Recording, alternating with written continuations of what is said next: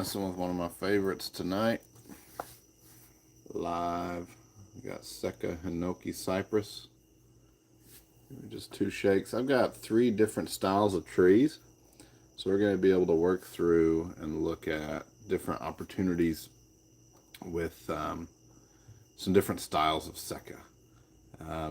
They're very versatile trees as far as styling goes. They look good with a formal upright, a little bit of informality, and then some nice just massed foliar shohin. So we're going to start playing with these in 2 shakes, and it'll be a good time. Here we go. All right, making sure I got all my trees here. Everything's situated. We're good to go. So, yeah, I'll just spread them across the board.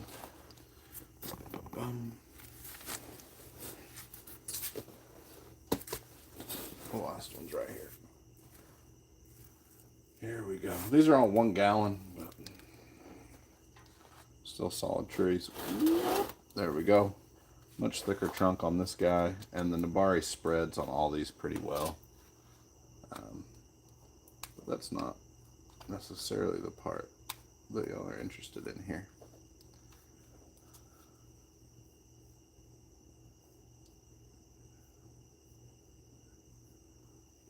All right.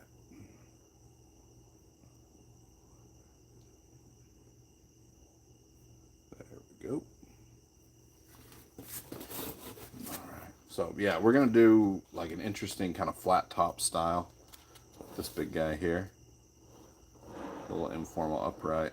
With this one here, some good movement in it, good opportunities there, and then a nice shohin design, and see what turns out there. It may be something interesting, but it had mostly died off, and I thought, you know what, let's just take that all the way back and see if we can do something gnarly with it. So we'll take care of those. All right. And as always, if you have any questions, comments, anything like that, put them in the chat. We'll hang out. How's it going? Thanks for joining. All right. Tools, all that stuff.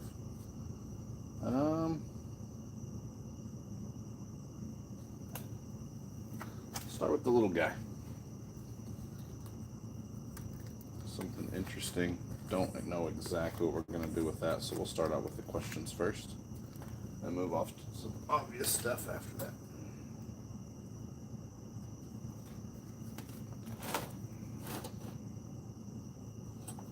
I'm going to be working on some bonsai trees, styling little miniaturized trees.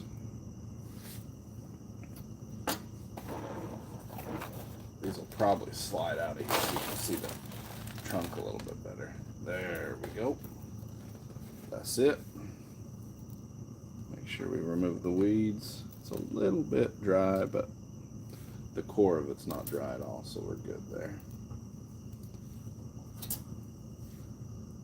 Just gonna clean up around the trunk, get some of that moss away. For styling, I mean, every time you do work, you don't necessarily have to do this, like if you're just doing some classic pruning to shape. But if we're going to be wiring and styling and moving these branches around, we want to find the front of the tree. And if you've watched many of these, the front finding may be a little repetitive and redundant. But if you haven't, finding the front, like all art, bonsai is viewed from a certain perspective. In 2 dimensions, it's somewhat obvious, generally speaking. But with 3-dimensional art, view it you're intended to view it from a certain perspective. So we're looking for the best basal flare where it's widest, some good taper, interesting movement. Luckily with bonsai, we can change the angle of planting to adjust it for variables or other interest if we want to lay that down. I mean, this one could go all the way down if you like. It's got good root connection here. So it looks like it's holding on for dear life. And then we can pull all these down. Interesting semi-cascade. Put a little lean. We could go the other way, so it's more upright. And this is just a big branch. We've got a lot of options, so we'll play around with that as we go see. But as I'm doing every single step in here, cleaning around the trunk, getting rid of the moss, looking for the widest base flare, I'm just looking at the tree as I move around and thinking about all of those opportunities and options as far as the design goes and the potential design goes.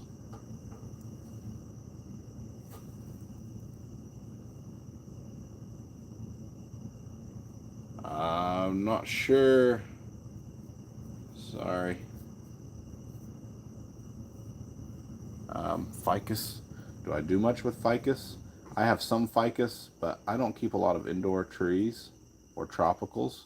But you can definitely, ficus are definitely well adapted and well used as bonsai specimens. So you can do all these practices with a ficus.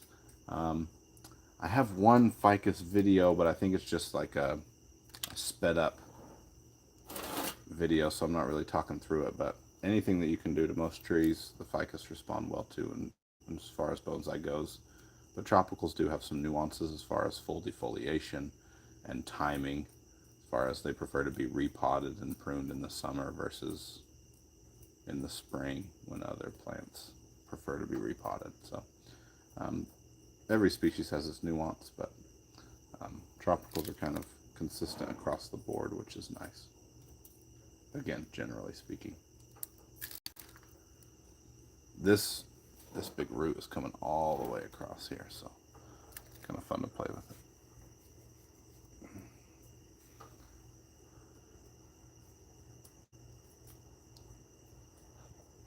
There we go, we found the end.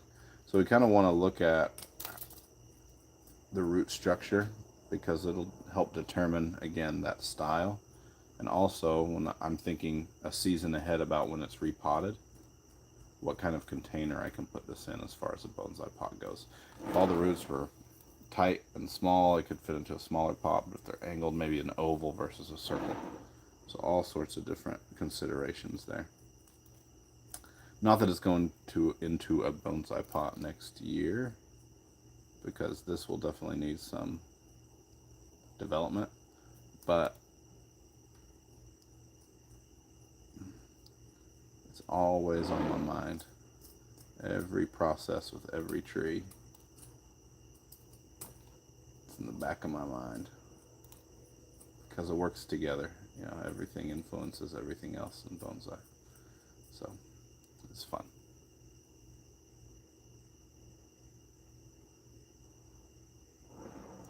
Yeah, you've got a ficus with lots of leaves. Great. Yeah, if you were wanting to bonsai the ficus, if it's not already one or developed like that, right now, depending on where you are, right now is kind of the limit of when you can defoliate and they'll grow back. I'm in northern Mississippi, so we're just saying, okay, hold off on that and pull up a little bit. But we've still got days in the mid to high 80s during the day, but it's our nighttime temperatures that are falling into the low 60s and creeping into the 50s in the evening. So we're wanting to keep an eye on how rapidly our foliage will be able to reset and get some extra growth in there. Just trying to get rid of some of this dead foliage here. Sekka tend to die back rather easily, we'll say. They're a little bit finicky, but nothing terrible. Very healthy growth. Nice bright green on all these tips. So everything has grown back really well. I like the root structure. Maybe this whole thing will come off and we'll just have the tree come up here and then we'll develop these branch pads out. But we'll see. Hate to do anything so dramatic. So we'll look at what it looks like standing up in the tropics. Oh yeah. So if you're in the tropics already, great. You can do that. I mean, you essentially have a cheat code for unlimited growth. just be aware of any nuances to where you are as far as temperature changes, and more than temperature, daylight length influence. But if you're in the tropics, you're not going to have much fluctuation with that. So I want to look at what happens if we stand this up. Now, this side, of course, is bare, but we'll compensate there.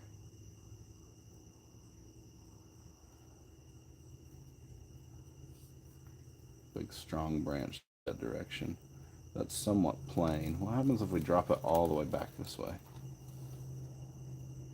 We can develop that. This feels a little forced, especially with the upward curve there. If we tip it all the way that way, that doesn't make sense with the root structure.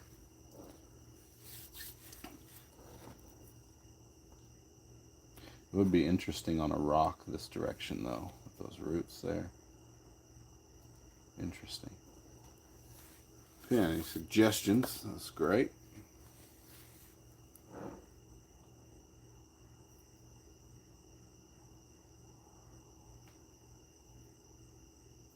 Just trying to think through some of the possibilities.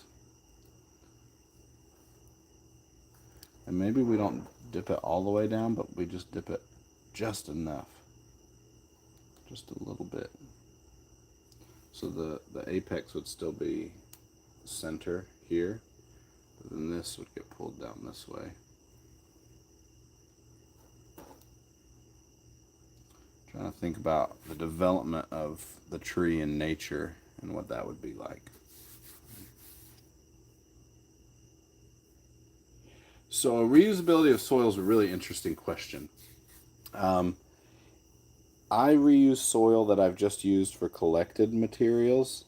That's mostly aggregate, not the organic matter, right? But the more kind of rocky things. I'll pull it out, rinse it off, right? Have that aggregate reuse, because you'll be putting in so much fertilizer anyway on collected material that nutrient availability isn't really an issue. But if it's soil in a bonsai container, no, I don't reuse it.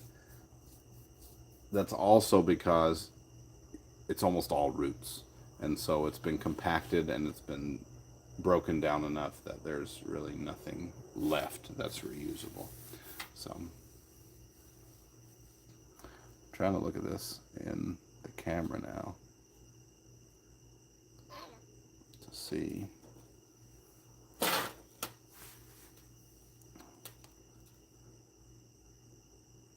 don't mind that slight angle. Of course, I'm assuming that's the front. Maybe the front's somewhere a little bit different. No, this will have to be the front.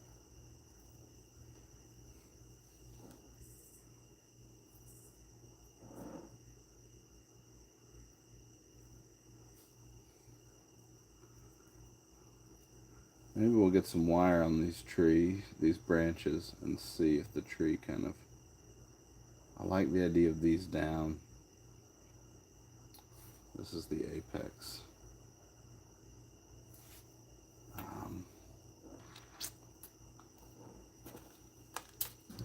Is that too funky? I mean, we definitely don't want it fully cascaded, but just the lean of that. It's almost like some kind of landslide and then the roots readjusted themselves. I don't mind that at all. Slight angle change, just a tad. That might even be too much.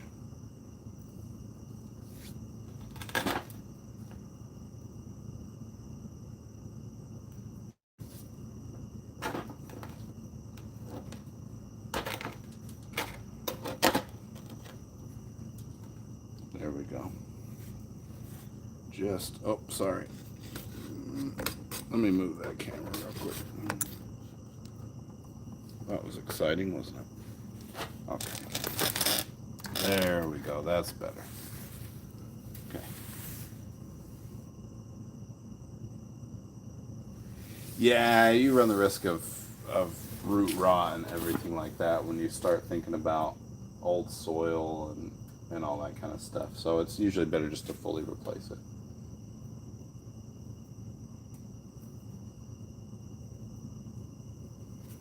Okay, so we got it. There's our front. There's our planting angle.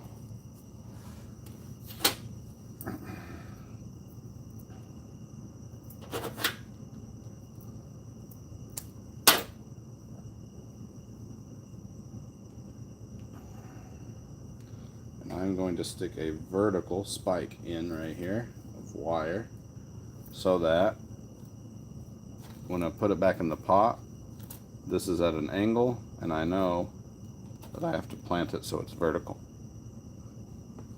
It's a nice little cheat.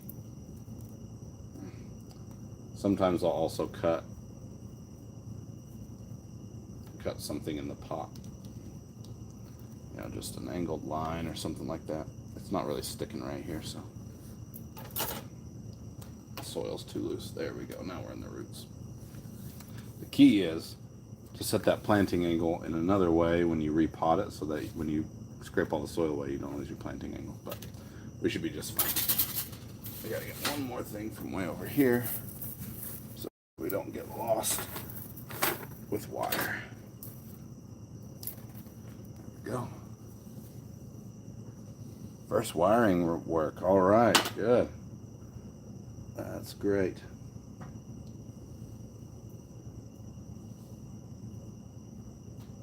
Just practice, practice, practice.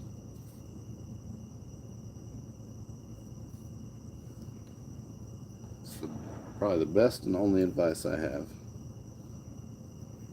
as far as wiring goes. I don't know if you have any specific questions, but the key is, as you apply wire, you want to look for the same angle between your rotations of wire, the same spacing between them as well, and then no gaps between the wire and the branch that you're applying the wire to.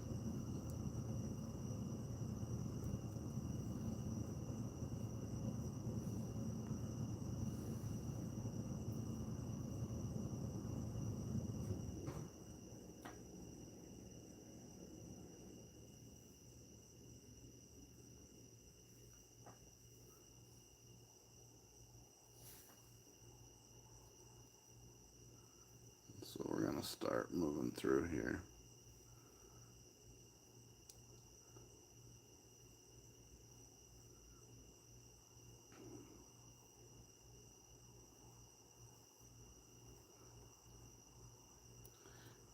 And I could carry this wire out all the way to the tips of this foliage, but there's really not much out there to wire. And as far as wiring and pruning goes, I often treat Sekkas the same as or similar to deciduous. I'm not looking to control every bit of growth on here. I'm just looking to get the branches set in their general shape as far as the primary branches, and then use clip and grow from there on out. So as the tree grows, prune it back, let it grow, prune it back. And these will create foliar pads like magic. I always want to make that initial movement away from where I want the branch to end up. So if I want a foliar pad back here, I'm going to move my first position towards the camera rather than away from it. Because if I take my first movement away to where I want it to be and the foliage is already there, I've just got a straight stick. I want to take it away and start to curl it back and end up with,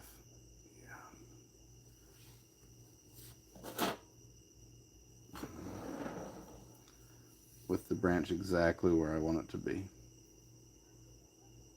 Tighten that just a bit there. There we go. So we're going to take that back.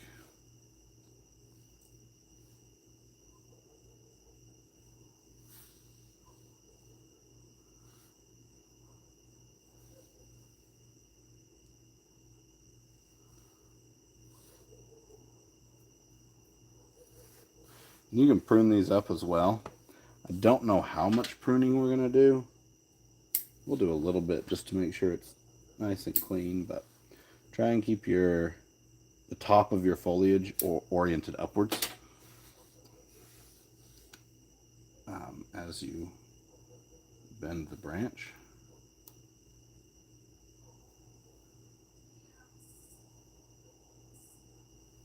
So it doesn't get sunburned.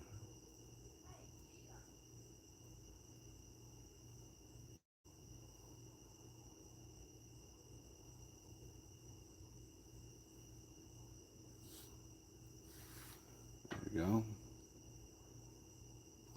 And I know it's going to look a little bit silly with some of this wild growth on here, but it'll be all right.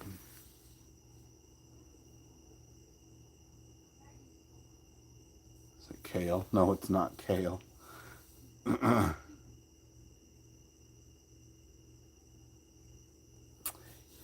Yeah, as far as breaking goes, the best I can give you is when you're bending branches, use your hands, and you'll actually feel the tissue stretching and everything like that. So keep an eye out, keep an ear out, keep a feel out, and think, all right, I can push this any longer. One of the keys in branch bending is trees don't have any joints, right? We've got all sorts of joints that help us bend in certain ways. Trees don't have any, so as you're bending, if you just bend it, it's going to snap. But if you twist as you bend, you're going to get much more movement out of those ficus branches that you said you're working on.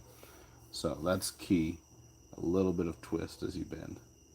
So I've got some in-depth videos on all of those things. I mean, again, questions are no problem, but if you're looking for more, or I miss your question somehow, definitely check out some of the other videos that we've got. There we go.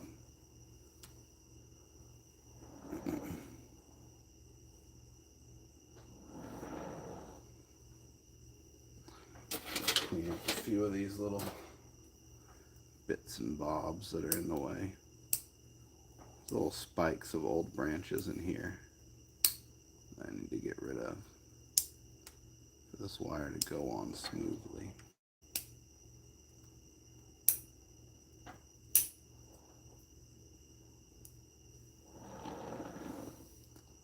And on this secondary trunk here that I'm cleaning up, at least cleaning up these little nubs, I don't know if I'm going to use all of these.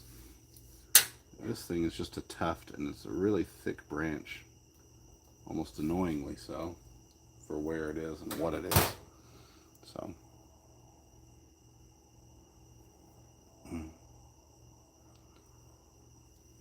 So we'll see if we need to use that or not, but we'll keep it on for now.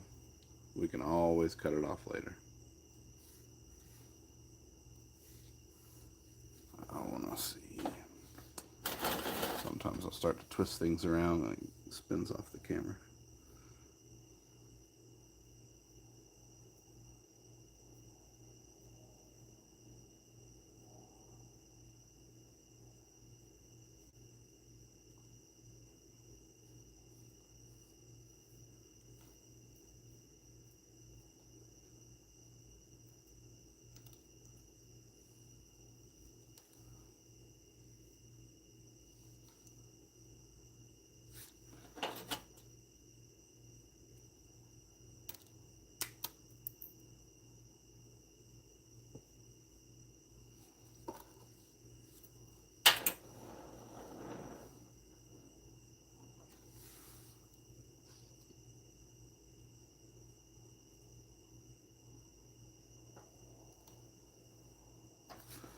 Sorry, I'm trying to look at it from what y'all are seeing.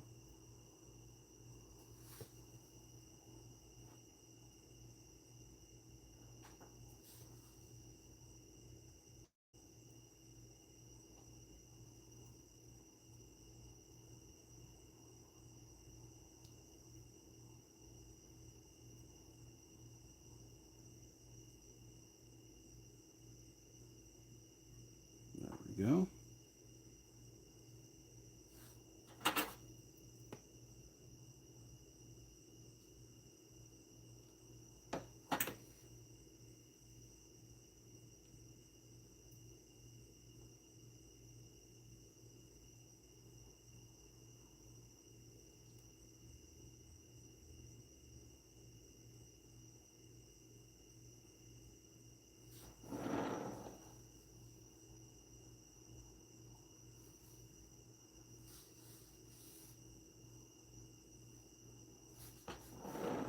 Okay, we want to take up that negative space right here. So this branch coming down will hang out perfectly right there. Fill that in. All right. May have just broken that one off trying to hold it still. Okay, we're good. We're going to need something a tad thicker on these two. Nothing too crazy. When I say thicker, I'm talking about the wire gauge here. So it'll be all right. Weeping willow, nice. So weeping wiring is a really interesting aesthetic. Because it's one thing to just have the branch hang down, right? If that's your branch, great. But it's another thing because they kind of do a little bump up and then out and then bump up and then forward. And so you get these undulations of like, boop, boop, boop, boop, right? They have a really unique form as far as weeping branches go.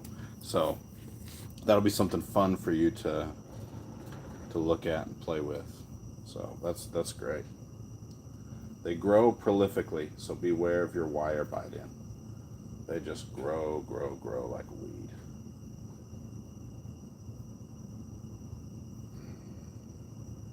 Pardon my arm here. I know it's not most attractive, but still trying to figure out how to get everything the best perspective.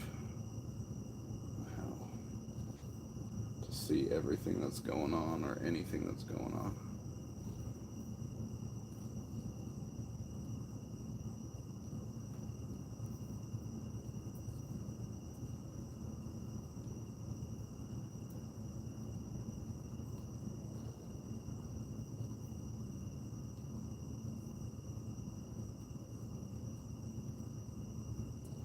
So one somewhat difficult thing about Sekkas that I'm being a little maybe overly cautious with in wiring is that if you mess with their foliage and bend it back against the grain, so to speak, they will be extremely unhappy and usually kill off like the whole branch.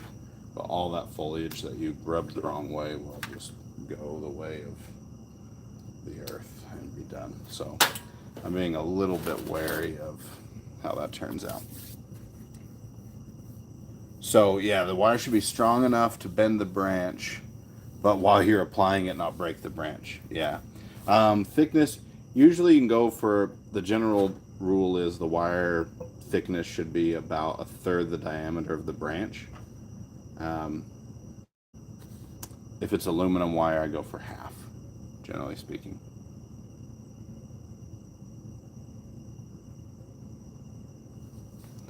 Yeah, and it's a really interesting feel as far as bending the wire versus bending the branch. Because you're actually, the focus should be on bending the wire. Because if you just wiggle the branch and the wire doesn't actually bend, then it's not going to set and you're going to get a lot of back and forth and that's going to damage your branch. I think I like the idea of this coming back in here.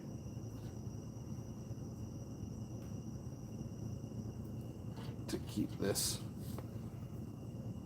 cohesive. And then this branch is going to make up this whole other side.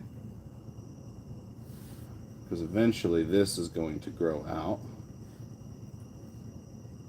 as far as the foliage goes. And what it's going to do is, just missing this curve over here. It's kind of bugging me. I cut it off too soon. Pardon me again.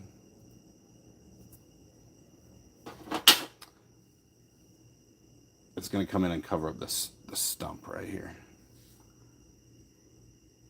And if you're saying what stump, then mission accomplished. But no, it's going to sit right here and it's going to join when this comes out this way as the counter branch to all this movement here. It's going to join this left side with the apex and the right side, make it cohesive rather than, hey, there's a branch here and also a whole tree here.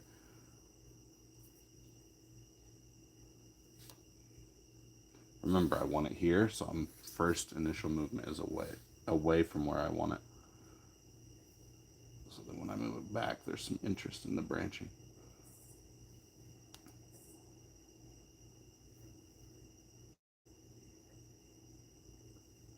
There we go.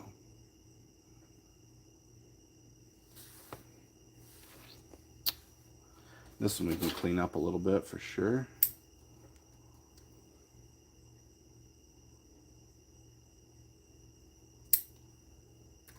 Flatten out those pads a little bit. Take it down just a hair to get a little undulation. And we don't want it so long that it's taking us this way. We want the movement to flow this way.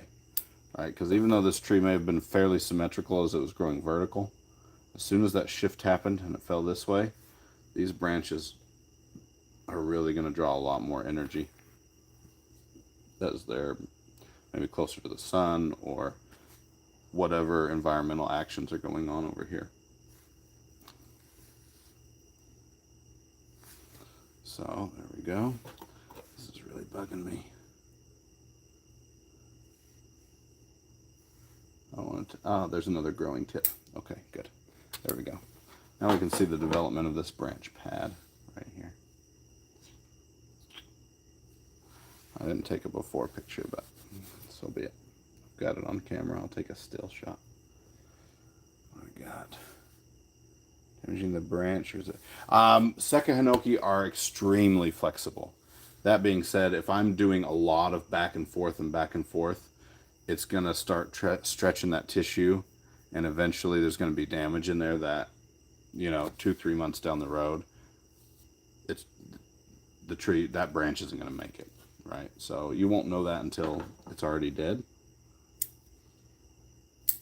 But no, that's, I mean, you'll see some people using tools and everything to bend the wire, but then you can't feel it, feel the tissue as it stretches, so you don't know if you're doing a little too much damage to it. But in general, no, I'm not really worried about that. So we don't have much more. Let's see. This one could come down, go forward. These are already naturally curving down, forming that canopy. There's a few lower branches I want to flatten out in the back to make sure we have a backdrop. All right, drop things down here, pull this down right there, maybe a little bit lower even, but that's what this is for. This portion right here, because we want that to fill out and come in right under here, where my finger is right there. But that's a development thing. You can pull this guy down. One of these will have to come off eventually, but it doesn't have to be today. So we'll see. There's just a lot of growth in a single spot, so we'll see which one is more. I think it's got to be this one. Yep. Okay. You didn't even notice, did you?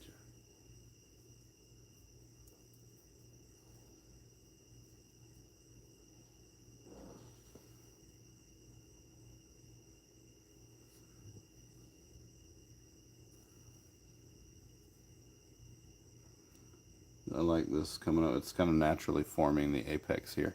So we really just have to position this branch, these two, and then we'll see what happens from there. Because a lot of this I really want to leave just to help the tree maintain and increase its vigor. This one will have to go somewhere.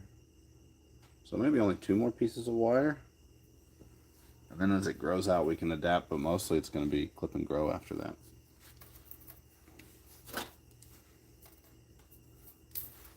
Let's see what we can do here.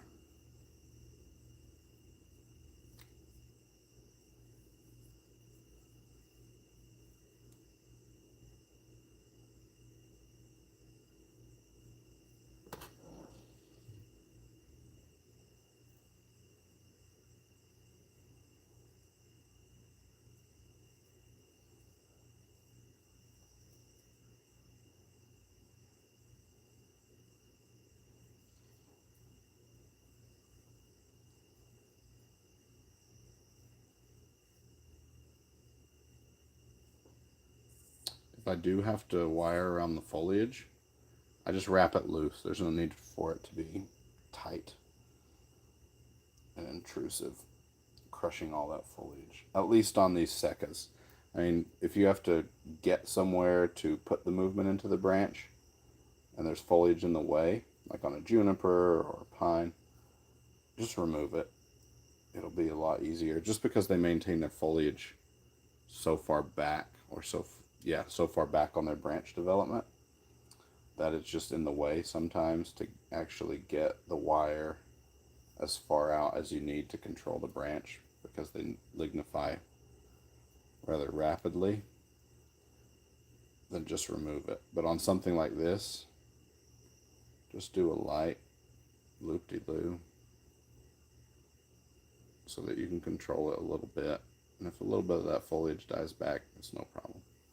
All right, nice and loose. So we want to bring this, we're looking at the front. These other branches here are going to form that canopy right here, here. So what we'll do is we'll bring it in initially. Just like everything else, we're going to swing the rest of that back out over here.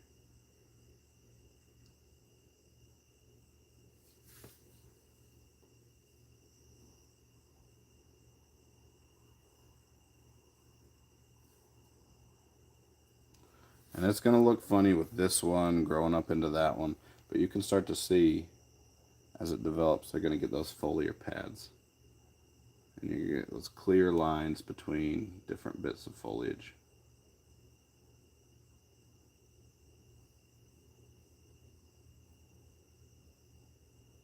So it's probably going to die. I was talking about not moving them too much, and then here I am twisting these things all around. They should be okay though. All right.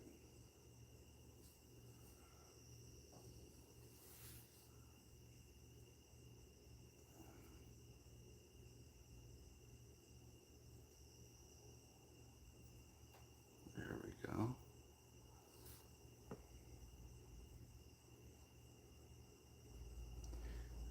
These are another one of those trees, they really don't look that great till they look amazing. So yeah, I want to show you from the top too. Things are really evenly distributed. Nothing's sitting right on top of the other.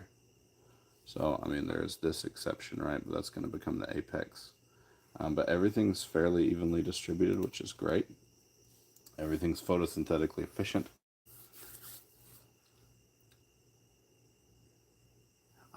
Tape.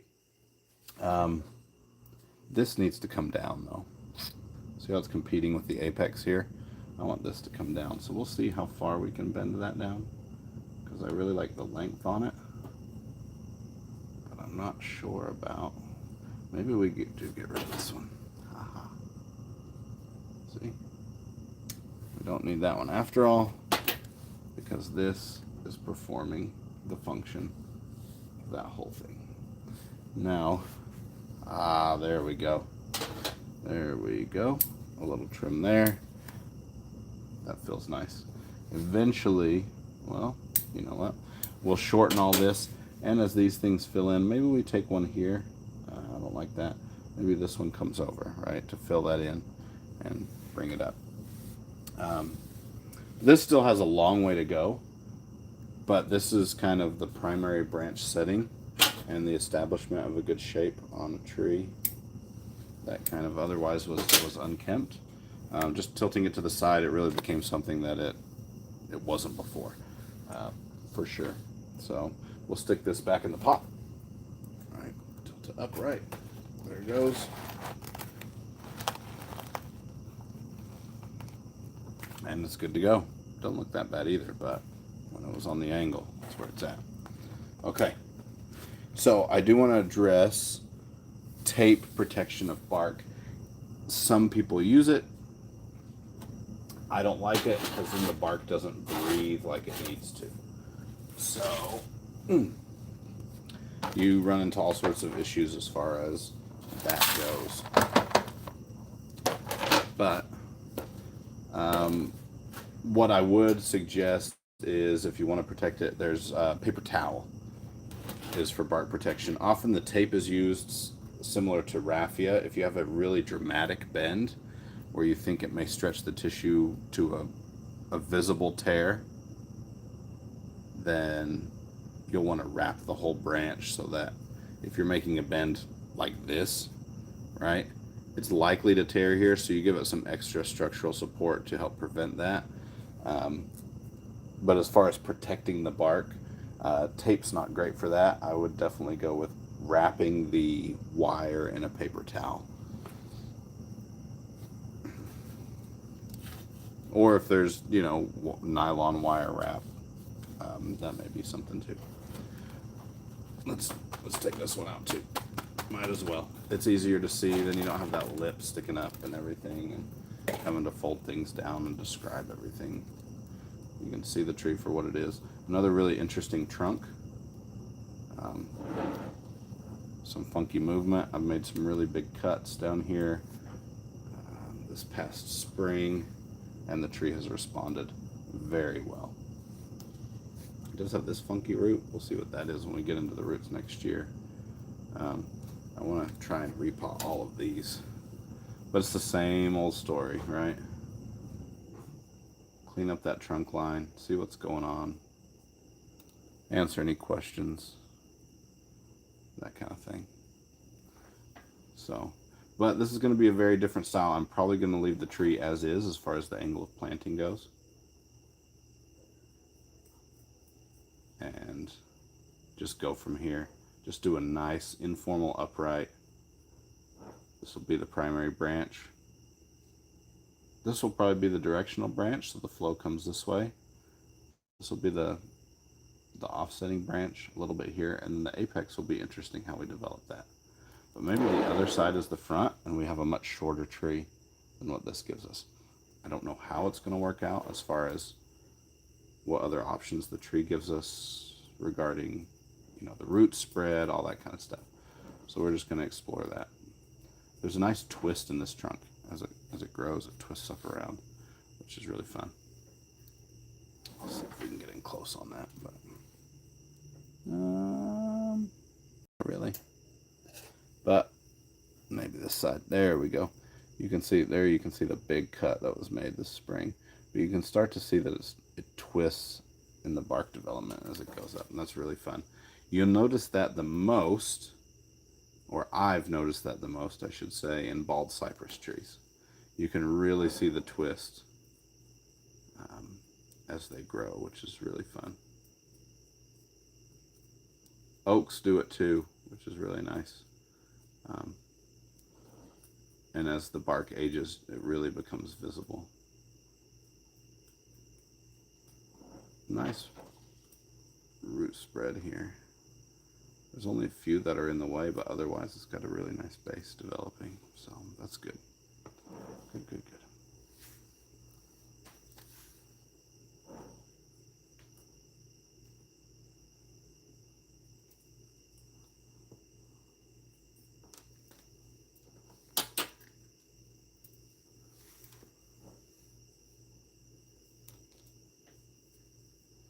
All right.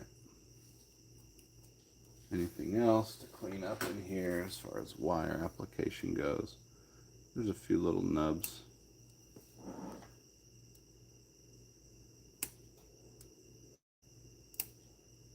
So generally after this initial wire application and setting the branch structure, I don't wire these at all. Maybe a guy wire here or there as they develop if they get a really strong branch that just isn't quite set where it needs to be. That almost took my eye out. But otherwise, I'm not getting in there on big old trees and messing with stuff.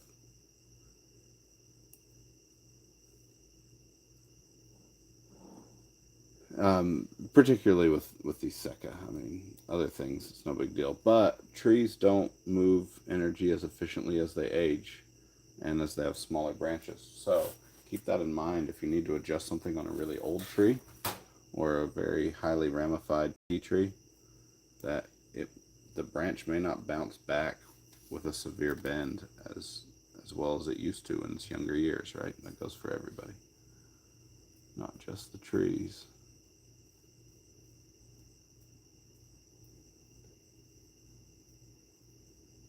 Okay, let's do it.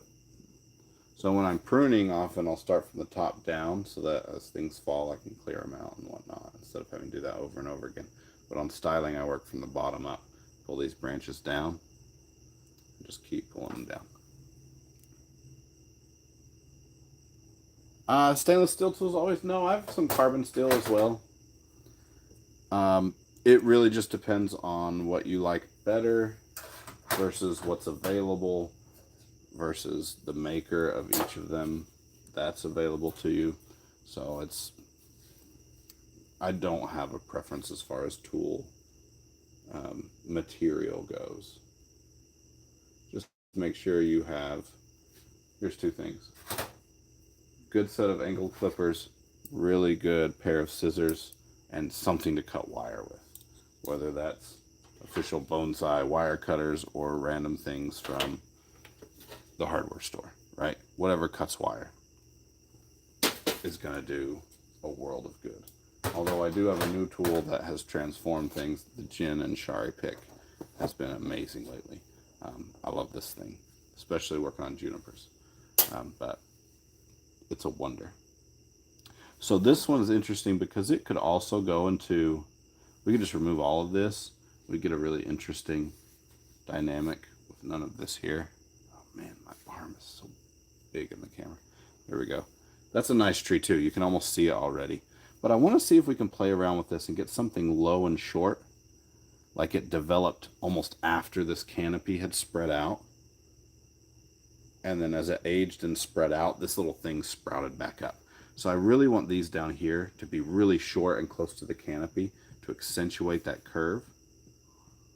And then this to come back and be the counter to that. So we'll see. This may be just pruning. So let's see what we've got here.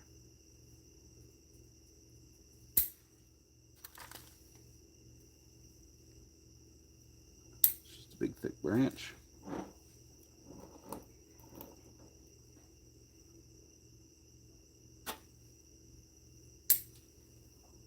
You know what? That one's coming off too. It's really low on there. So we'll take that one off too. That one was somewhat accidental, but didn't necessarily need to be there.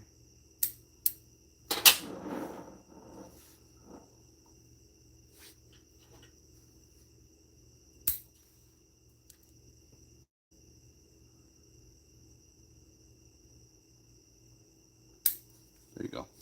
That's all I really want. I mean, it'll fill out to a pad, right? But that's all I really want there. Here, I'll try and show you.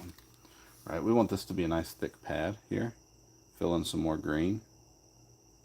But we don't want that to be long and leggy and putting movement into the wire and everything there.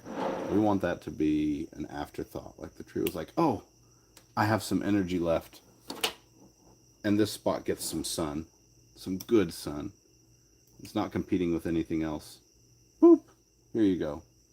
Grow a little branch. So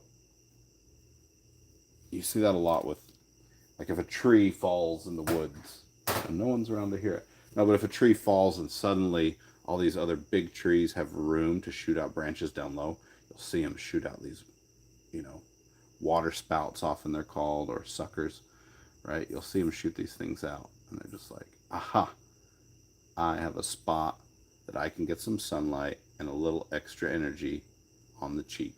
And so they shoot these things out and they compete to fill that void. But usually because they're big and old, they can't outcompete these young things that sprout up in that space, and something else comes up, shoots up, overtakes it, and that branch eventually dies off. But such is life, right? So there we are there.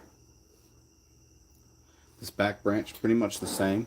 We may want to use it as something to give us depth here. It's got a nice fork in it, so we could also counter with something over here. But I'm thinking we just leave it alone for now. I'm going to take this long leggy piece off because we don't want that. There's another bit back there, right here, with some really good growth on it. So I'm okay taking that long leggy bit, but use it for counterbalance right there. Just some background, just to say woohoo. Right, here we go.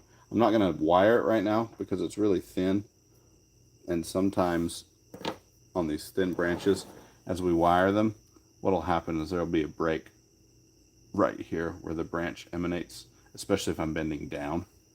Right, if I'm going to bend this down this way, if I'm pulling out here and stuff, it's going to separate right here, and I won't even notice with like a fissure crack. And that happens on junipers a lot. And so if that happens on this little branch, we lose a lot on that tree. I mean, you go from something like this, right,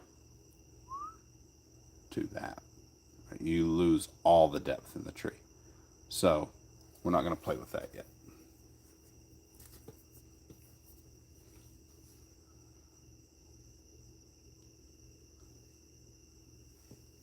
This one's going to go.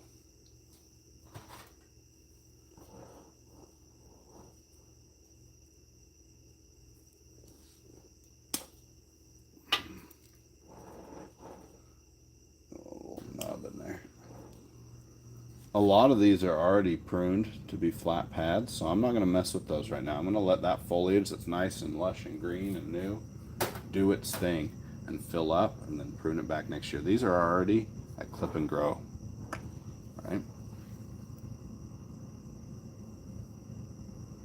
Does color tell you when a tree is ready for what?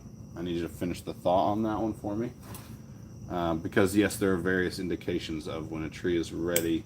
It changes color for certain things, but without knowing what you're looking for, I mean, I could talk about all the different color changes that a tree IDs for you, but I'd rather answer the specific question you have.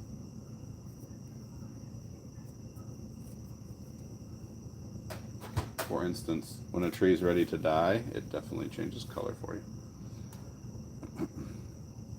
We know that all too well. I guess I ought to put the cut paste on there. These can be a little bit of a baby as far as drying out goes. So we'll put the cut paste on like we should.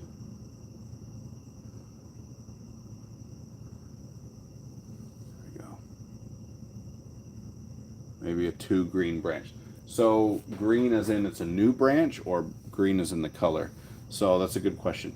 If a tree is too new and the stem is green still, or sometimes more of a yellowish green, it's not yet lignified. It hasn't formed that bark on it yet. You're going to do more harm than good wiring that tree nice and tight, because it's just going to damage all that tissue. There are a few exceptions. One is a crepe myrtle. You have to wire in their green, or they're just going to snap almost every time. Another indication as far as this foliage being brighter green on the tips than it is, right, if you can see, than it is back, that darker green, that's an indicator that the tree is growing, for one, but it's in an energy negative state, right? The bright green foliage is using energy from the tree, not giving back yet. The dark green foliage is giving energy back. So if we go through and we cut off all this bright green, the tree's like, well, I spent all this energy to grow and you gave me nothing, right? So why would I grow? Or if there's one spot and you cut all the growing tips off and not on the rest, the tree may kill off that branch, or you're really at least going to slow down the development of that branch compared to everything else. Because trees will put energy in and they get energy back from. So always got to be aware of the branch and foliar color on your trees, for sure. Good question.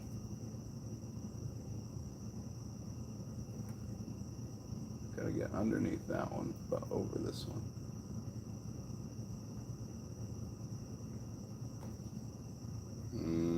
Not going to do that.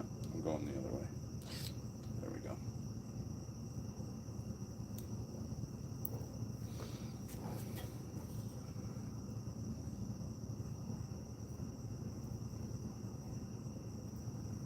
This is also a very tender branch. So I'm a little anxious about wiring it out, but I think it'll be okay.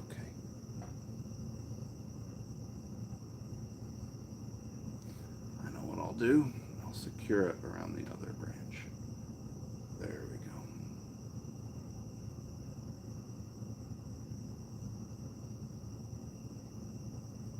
There we go. All right, come up from the bottom on that. Coming up from the bottom will help support that young branch and keep me from dislocating it from the trunk like we were worried about down here. But this one does need to get into place. We'll just do that loose curl around here.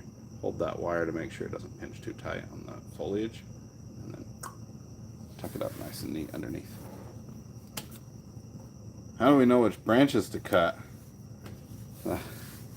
Not to sound, well, it'll sound how it is. That's 15 years of experience, I guess. But no, which branches to cut is a really interesting question. I'm going to preface that with one of the most common questions I get is when you sit down with a tree that's, these are a bit normal. I'm going to pull something else up that's kind of surprising that it's down here. Ta-da! When you sit down with something like this, how do you turn into something more akin to this, right? And what do you see? And that's going to, this is the long way to answer your question, but that is what it is. I see kind of every tree that I've seen in nature, that I've seen at a bonsai show, that I've seen at in a magazine or a book or read about, or working with other people, and it kind of just looks a certain way. And you saw that's why I started with the other tree, is you can see the process of elimination practically versus just artistically. And so everything in bonsai should be aesthetic and functional. And with that, there are practicalities to branch removal, right? You want to remove, this had, how many did it have? 1, 2, 3, 3 this time that I removed. There's one other piece of cut, one other dab of cut paste, and another one. So there were probably 4, 5, 6. There's 7 branches coming from this one spot. If that happens, it's going to be just like my hand, right? It's going to be thin, well, thicker up towards the shoulder, then thins out, and then unfortunately, because of all these appendages coming out of here, it gets thick again. That's called inverse taper, and we don't like that. It's not natural. It doesn't look good. So we want to go from thick to thin as we move up the tree and follow the trunk line. If we have a ton of branches in one spot, they're going to thicken it up abnormally. So we just want to, that's one way to know what you want to clean out. We want to remove things that are going to cause abnormal thickening where we don't want it. You're going to say, well, what about this and that and that and that? Yeah, for now, it's going to be funky, but it's on a curve. If it thickens, this thickening is going to be up at the top, and we can cover that up as this grows out and this grows out. So sometimes you just have to hide the flaws, especially if you need all that foliage at the moment. Maybe we come in and we take them out, and we just keep 1 or 2 of these over here, just like on this side. But that's down the road. We don't have to remove them all right now. Another thing you're looking to remove is anything growing downward often, or in crotch growth. So as if this is the main trunk and there's a branch, you're going to get suckers because there's a lot of energy here that are going to shoot up. You usually keep those cleaned out. And the last kind of thing to keep an eye out for on cleaning is anything growing back in from the outside towards the center of the tree. That's kind of the basic tutorial on cleaning a tree out. I know I've got a lot of videos on tree cleaning and pruning selection, so definitely go back through and check some of those out.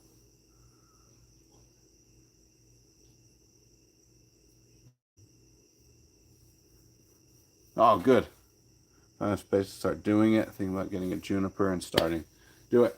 Junipers can be a little bit finicky. They're kind of everyone's go-to initially because it's like, oh, Karate Kid or this or that. They're just very common. Boxwoods are great starter trees. Um, Junipers are also very nice. No problem with that. I'm gonna figure out where this is going.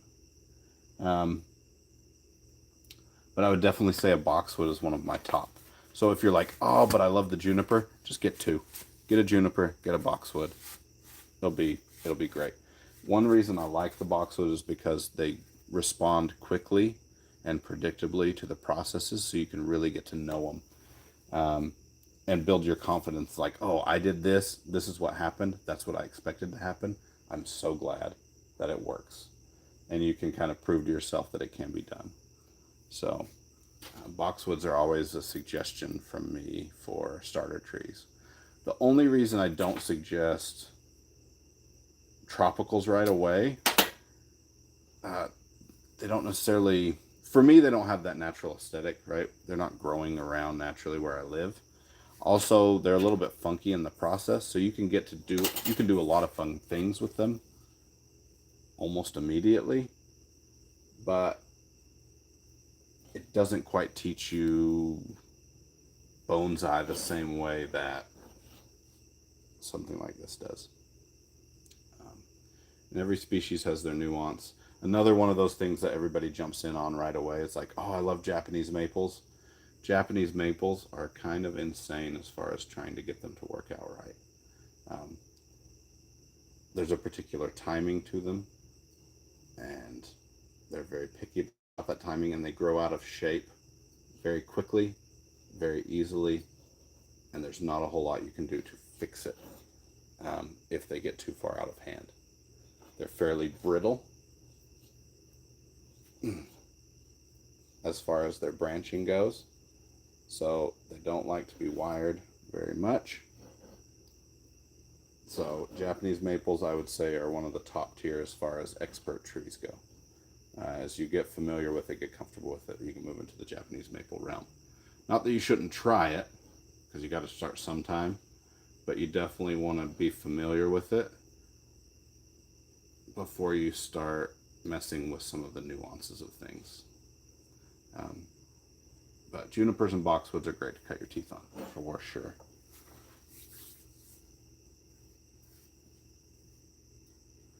What to do? What do you do if you find a tree without roots left under the sun on the sidewalk? If it has no roots, it's just a branch that's cut off. If it's growing out of the sidewalk, pull it up, stick it in some dirt, see if it'll grow. I do a lot of collecting out of railroad ties on defunct rail lines, not currently used ones. But they've just got a strip of roots in them that's completely horizontal, and pop those up. They do great. Oh, there we go. How about wiring? It's just artistic feel. The application of the wire is very functional. As far as how to design the tree with the wire, it's very much the artistic feel. If you want to read a book, I'd say David DeGroote's. What's the title? I think it's called just The Art of Bonsai, but I can't remember. But if you want practicality tips, I happen to have one right here. This is not necessarily a plug. You have the Little Book of Bonsai, which was the first one. Then you have the Essential Book of Bonsai. They're both by Jonas Dupuy. He's fantastic. I got to meet him earlier this year. Great guy, but it goes through everything in detail. Really amazing stuff, from the most elementary stuff to the most advanced techniques. So you can't go wrong there, for sure. So if I just bring this branch over, it's going to look like the tree's falling. So we need to put the mass of this foliage back onto this side. So again, like I mentioned before, the first movement should be away from where you want the apex to end up. So we're going to bring this branch way over here.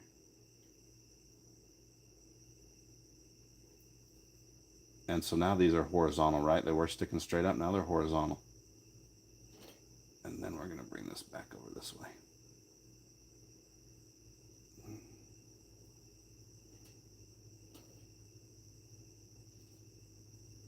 And if it's a little long, right, just move that in, shorten that up. Don't worry, we're going to prune that off a little bit, right? And then this will become the apex. Let's see if we can do a little bit more into that.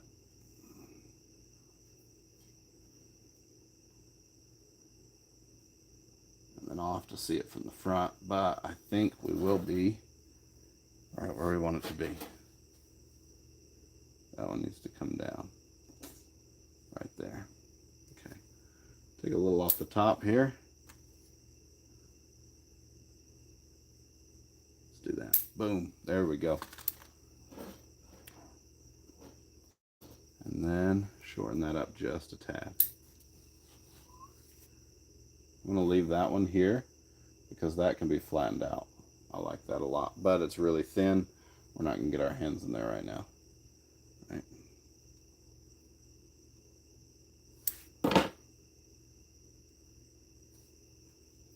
That'll be good. Okay.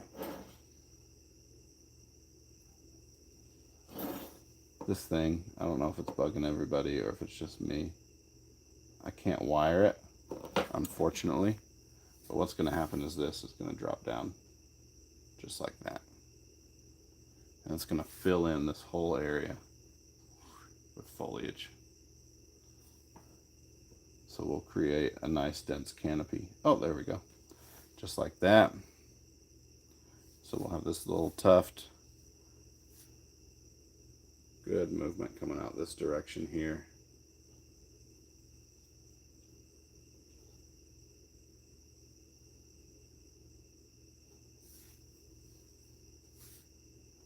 Kind of just sitting right on top of each other. We'll move that a little bit.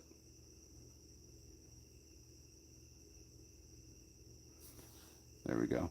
And as these fill out, right, good foliage there. It'll shorten a little bit, but right now I don't want to mess with that. Probably about to there. We'll build those stair steps here, and then on the other side we'll let these grow out a bit so that it's not so uneven. Because right now there's a nice undulations right in the silhouette. This side it kind of just goes straight up and down. We're going to keep this short and let this middle one grow out to maybe here, but not the same length as this side. And so it'll be short, long, short, and then long, short, and shorten up there. So there's that one, nice informal upright there. Yeah, this is a Hinoki, Sekka Hinoki cypress. So also a false cypress, but Canocypress obtusa Sekka.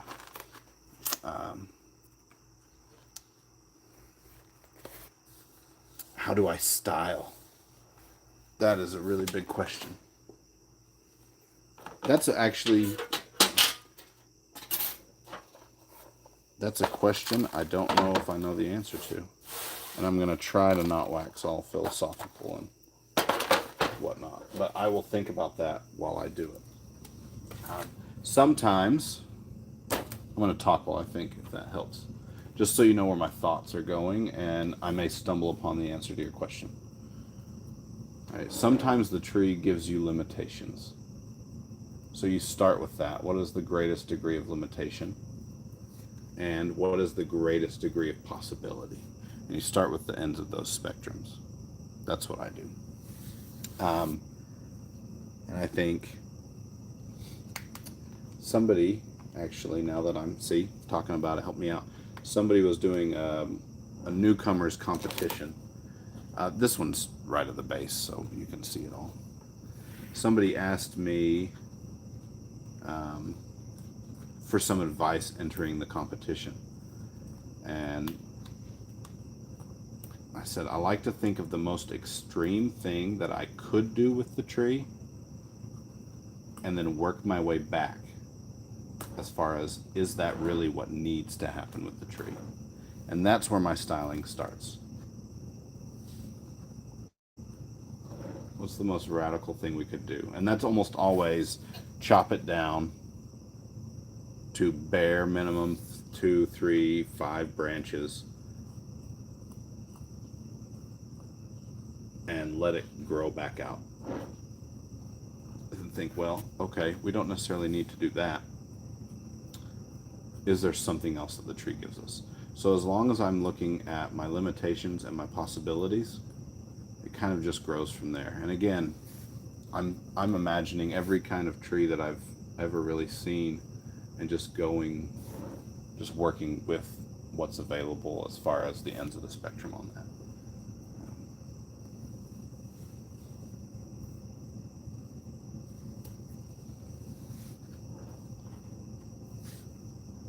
Do you want something more concrete as far as like how do I physically style?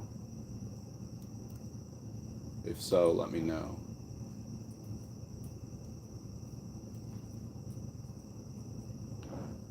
Just a little bit of cleaning out here. And this tree obviously is giving me some limitations, right? Can't cut it to here. Well, I could cut it to here and have these slender branches, but then I'd have to let them grow out for a decade or so to get anything close to the thickness of the trunk. So that's interesting. With the design principles, I guess I'll just narrow along my stream of conscious as we do this. We don't want to see, can you see it? Ah, there we go. That's a little clearer now. We don't want to see the big gap right here, this V. So do we cut one off and it's a single trunk? Yeah, that's a little bit boring and a little bit lopsided, right? It would be a nice transition of taper from this thickness to this thickness. Also, we're getting a little bit of a bulge here. So I need to take one of them off. I'm thinking this one goes. I like this branch pad here better, but this one's more malleable and has fewer branches up here. See, we just walked through. How do you select which branches to cut off? You see we're starting to get a little bit of width here that we don't have down here or up here. So we're going to take that off and we're going to mitigate that issue. Show you how to make a gin too. But I don't want to see that front on crotch, so I'm going to, and I also don't want these sticks sticking out, so I want those more maybe to the side or to the back. But if we spin it 300 or 180 degrees, we have that same issue here. So we want to mitigate the obtuse angles, and so as we turn it, it becomes acute, right? Instead of seeing this, as I turn it, it narrows the angle. And so I'm looking at design principles versus practicalities as I work through the design. Yeah, this one really stood out to me. It's got some great potential. It was tough to see the dieback, but then you get in here and you're like, oh, but that's really cool. It shows some gnarly age down low with all these gin, the Deadwood branches. And I'm just going to take the bark off of these as best as I can, because I know it's tough to do it. Once they actually die, it's really tough, but the branches had already died off, so I don't know if the tissue will still be malleable. I could spray them or soak them with water or something, but we'll just see how it goes. And if they don't work now, I'll really hack at them later. But you don't need to see me sit here and try and pry off this bark for the next hour. Because this bark, when bark's dead, it dries up and compacts, and it gets really hard to separate from the layers of tissue underneath. This one, though, I'll at least show you what a gin is. I'm gonna come in here and get rid of this one because it's in the exact same spot as the other. I just got hit in the eye earlier, so I'm definitely gonna have the finger on those.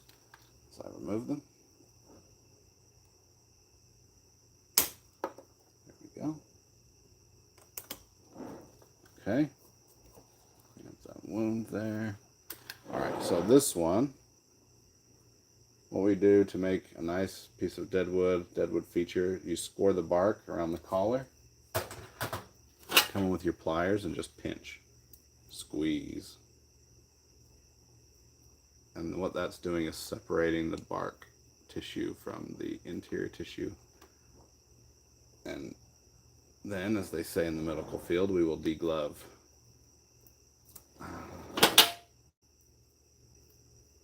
And on juniper, sometimes you can just pull the end, and the whole sleeve of bark just slides off.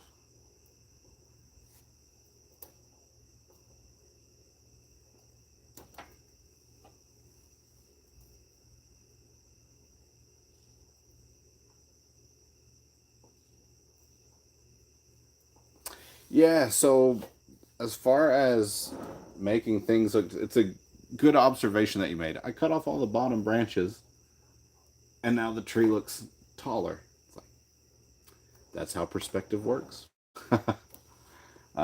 So it really just depends on what kind of feel you're going for.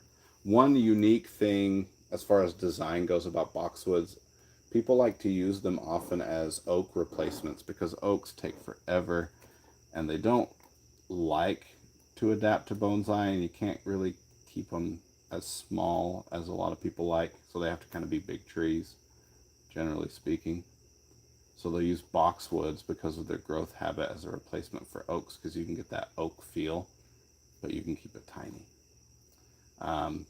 But as you found out, right, this tree looks a lot taller already than this one. I mean, it is noticeably taller, but just because of the low branches, if I took this low branch away, it's going to extend the height on that tree already. So it's all about the perspective. And that's what bonsai is about, is the perspective and the scale, right? Keeping thicker branches low, removing thin ones. Principles of bonsai design, that's it. Yeah, David DeGroot.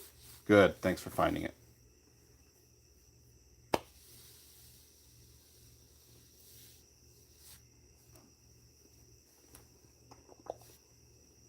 Yeah, that's really the only design book that I've read through. Um, Definitely worth it. And then you get into the field of, which is going on right now across the United States, traditional design, the commoditized design. When you think, that's a bonsai versus that's not a bonsai tree, is the aesthetic that we get out of Japan. But we live in, it was inspired by nature, right? We live in a different place. We have different species of trees. Wood trees styled in the United States inherently look different from trees styled in Japan. Is there something to our environment that's different? Something to our tree species that are different, that inspire us to design different trees, right? So you have the naturalistic versus the traditional fields right now. And most people come on different sides depending on, what they're talking about and what kind of tree it is. And whether or not they want to win a show. If you want to win a show, go traditional, generally speaking. But if you're in it for the awards, then maybe you have bigger things to think about than as far as your interest in bonsai, than what kind of design you're doing. But it's a conversation for another day, perhaps. But I did my apprenticeship in South Korea, and there was a lot of difference between Korean, Chinese, Japanese aesthetics in the artistic style. This one, we really just kind of want to pull everything down. So there's the gin now. It's a nice piece of bright wood. So we want to do that to all these. But I'm pretty sure that it's going to be a painstaking process of, maybe not. We'll see. We'll see. Because if I can get that done tonight, it really set this tree apart. So I'm just going to go through and get the pliers done on all these. Maybe see if there's any questions. Yeah. Do all these here.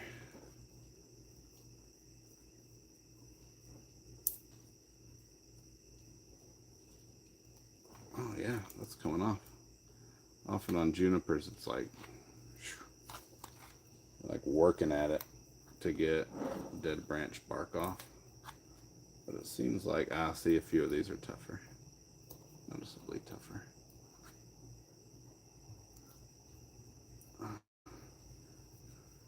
Makes you realize and think about when the branches actually die, right? And then you'll often see these stay this bright color or be like a bright white, they're painted with lime sulfur, and it stains them, and then they glow white, and you get that interaction between the live and the dead tissue, and it looks great. I wait until they dry out before I paint them with the lime, stain them with the lime sulfur, just because I do.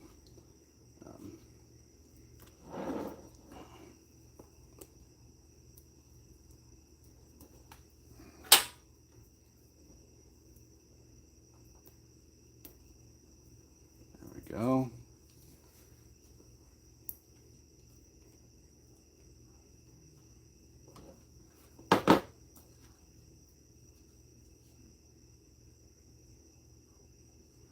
Bonsai style compared to Japanese bonsai. Yeah. This is a Sekka Hinoki cypress, so it's a dwarf Chamaecyparis obtusa. So yeah, the long and short of it is Korea does a lot of trees planted atop rocks, not root over rock and not planted in the rock, but just they'll grow the roots out like a mullet, essentially. They'll keep them short underneath and then long on one side. And then they will stick the tree, if this is a big rock, they'll stick the tree right on top, and then on the back side, all those roots will come down and reach into the pot. So you get the tree planted in essentially zero soil at the top, so it looks like it's just perched on the cliff. And if you look at the Korean mountains, it's a great mix of the Rockies and the Appalachians, because they're just tree covered, but all of a sudden you have these massive granite outcroppings that are bald as can be with one little tree sitting on them or something like that. So it's really reflective of the environment there. So that's one, like the root just sitting on a rock. I don't know if it's its own style or not. And then my personal favorite that I've been playing with is mixed forest plantings, as far as mixed species forests. And I'm not just talking about some maples and some elms together. Like, you're getting Sekkas in with some black pine and azalea and maples and hornbeam, all stuck in the same pot. And it is just fantastic. So those are some of the two of the biggest differences, I would say, for sure. Most of the techniques, I mean, there's not really a technical thing that's like, oh, it's groundbreaking and it's going to change how you do your work. But stylistically, those are two of the biggest changes, because normally when we think about mixed forest plantings, there's that one picture, and I can't even remember who the guy is that did it. That one picture in every book of the Japanese mixed forest planting. It's got that red, I think it's a red maple, and there's something yellow in there, right? But it's all deciduous stuff. It's not conifers and deciduous mixed. And so it's really wild to think about the opportunities and options if we play around with our soil compositions and whatnot in the pots.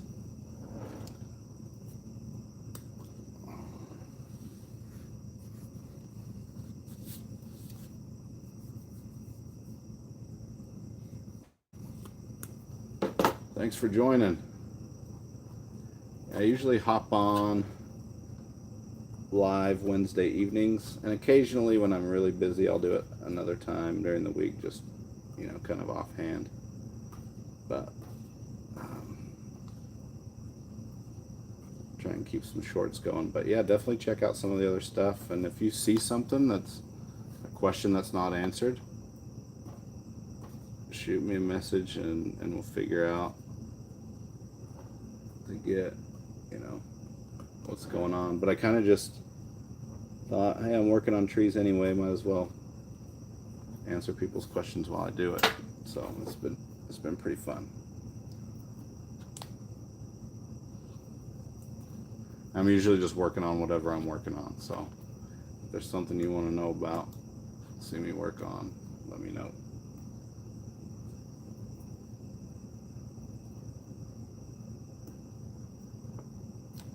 I'm glad this gin is working out. It's gonna transform this tree for sure.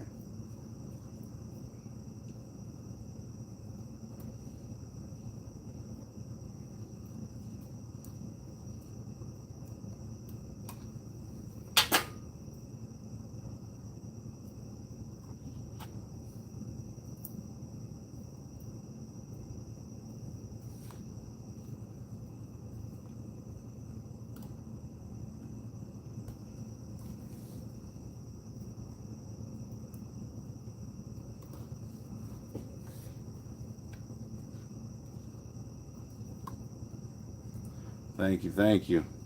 Yeah, and on standard Hinoki as well, the gin really stand out. Um, and I like, you have these hints of red underneath this exterior bark, the flakiness. Underneath the flaky bark is just these tiniest hints of red, so I like to put these in a redder glaze versus like a grayer glaze or more brown, well, not glaze, redder clay pot versus a grayer clay or whatnot. And I'll show you an example in a second. But it makes the gin pop really well. And then it brings out the striations of red underneath. And with the green, it's not red like Christmassy, but you'll get the idea in a second. Let me finish this last gin here, and then we'll get to setting those branches, which there's not a lot to be done. We might apply maybe 3 wires to this tree, and it'll be good to go. And that's a little bit how I operate, is the less I touch the tree, the better as far as wire goes.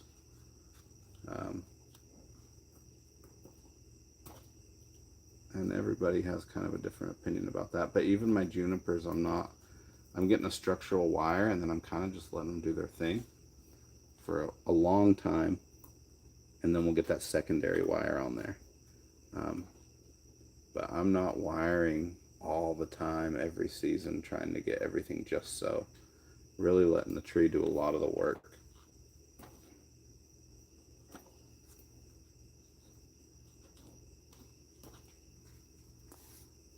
So the best smelling trees to work on are your eastern red cedars, Juniperus virginiana.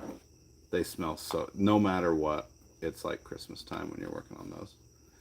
It's kind of fun. But I haven't actually noticed much of a scent with these guys. So, but then again, I mentioned earlier, you really don't want to mess with the foliage because it dies back so readily on the Sekka Hinoki. So I'm sure if I pulled one off and just, like, you know, rubbed it between my fingers, it may have somewhat of a nice, nice scent. But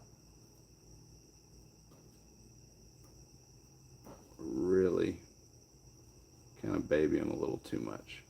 But this is one of those key species in Korea that they work with extensively. So it was a major part of my apprenticeship, playing with Sekkas. And I love them. And a lot of people in bonsai shy away from them just because of their nuances. I shouldn't say a lot of people in bonsai. A lot of hobbyists in bonsai shy away from them because of their nuances, and they are a little particular. And so it's really fun to kind of have an expertise in something where not everybody does it. Maybe that's just vanity, but it's fun either way.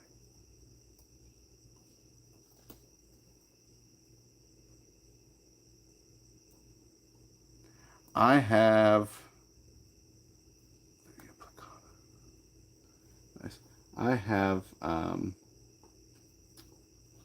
about somewhere around 500 to 600 trees.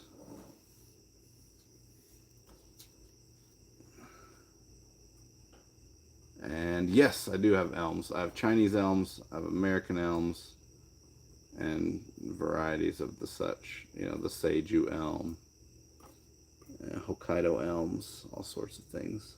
One of my favorite, because as you get into like Seiju and Hokkaido elms, you get such a small leaf that they can almost be tedious even to look at. Don't get me wrong, they look great. Not knocking them. But to work with, for sure, my favorite is the Jacqueline Hillier elm. It comes from England, and I don't know what the parent plant is, but it's its own kind of hedge elm now. And it's naturally small, so like an index finger size leaf. But you can get them down to like pinky nail size in no time. But you can still see the difference. Like sometimes on those Hokkaido elms, you can't see from one bud to another. It's just a mass of leaves. sometimes you can see things a little bit clearer, a little bit easier with those Jacqueline Hilliers. And they grow extremely rapidly. So they're great trees to work with. I have a lot of those, mostly propagated. So, yep, lots of elms.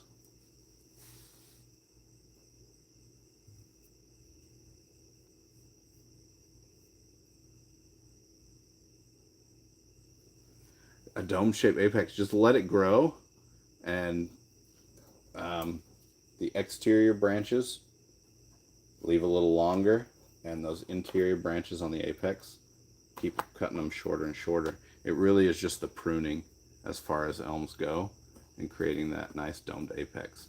So try, if you prune it, it's going to bifurcate, right? You're going to get more branches the more you prune.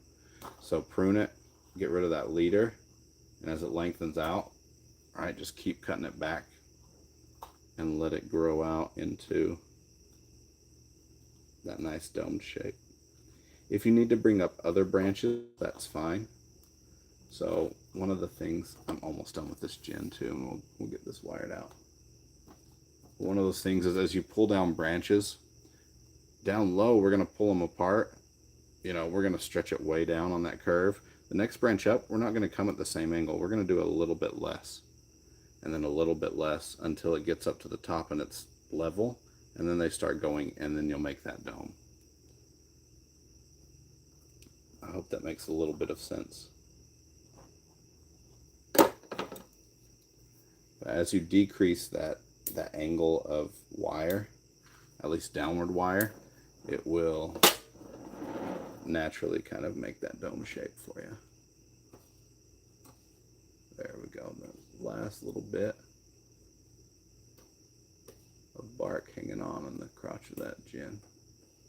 There we go.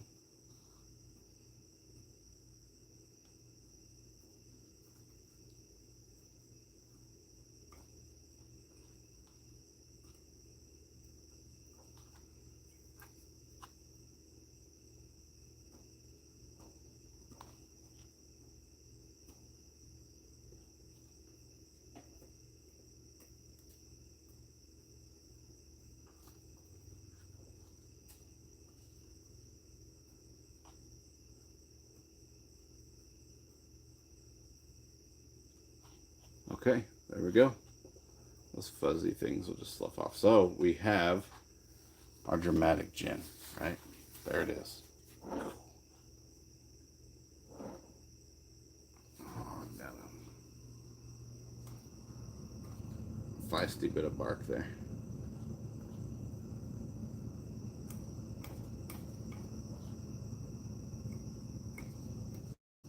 All right, we'll deal with that. Not gonna get lost in the weeds on that thing. There we go. Okay. There's that. Nice dramatic gin. All right. Good tree to start bonsai because I want to get into it.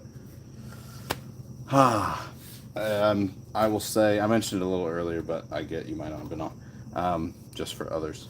Boxwood is one of those kind of go-tos. I will also say Chinese elm is a great place to start. Junipers are kind of a classic, but they can be picky at times. So I would say if you can get your hands on a boxwood or a Chinese elm, that would be a great place to start for you. If you need some material, let me know. I have some nice little starter trees and pots that you can start pruning on and playing with and everything like that. So shoot me a message, we can take care of that for you.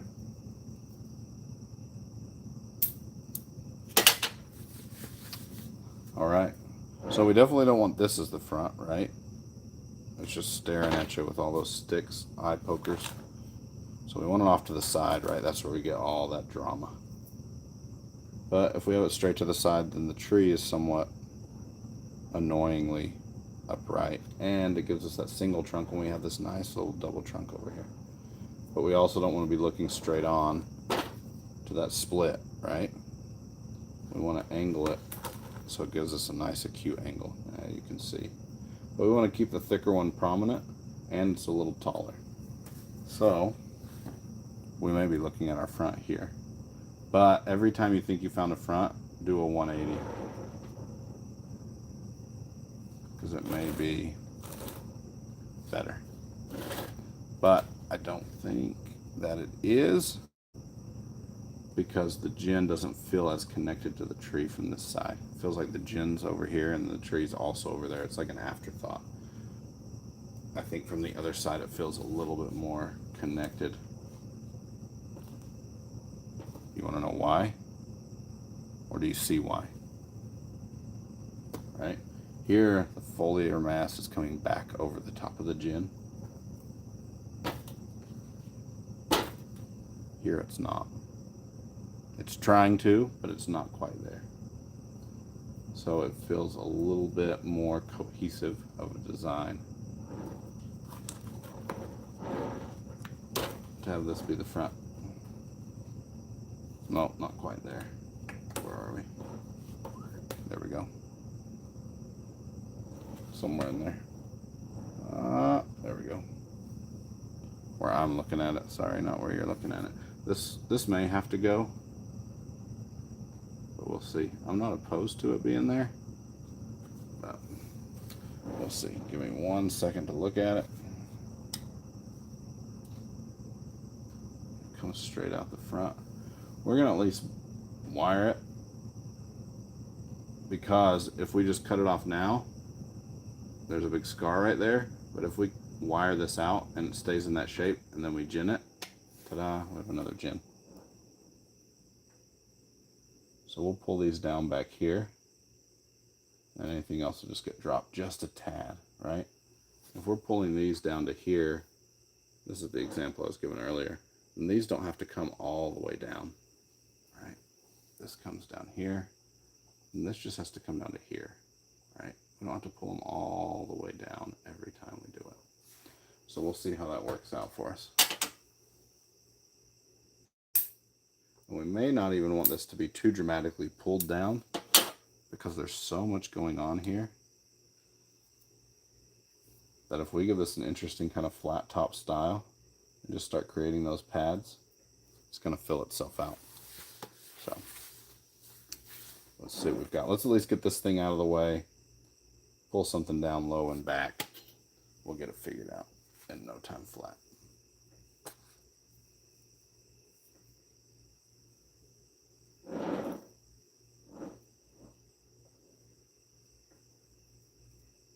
There we go.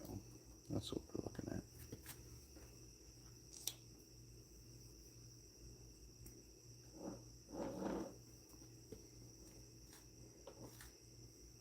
So I gotta mark the front real quick.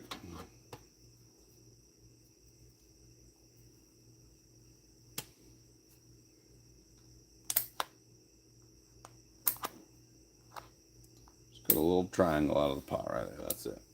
Quick as you like.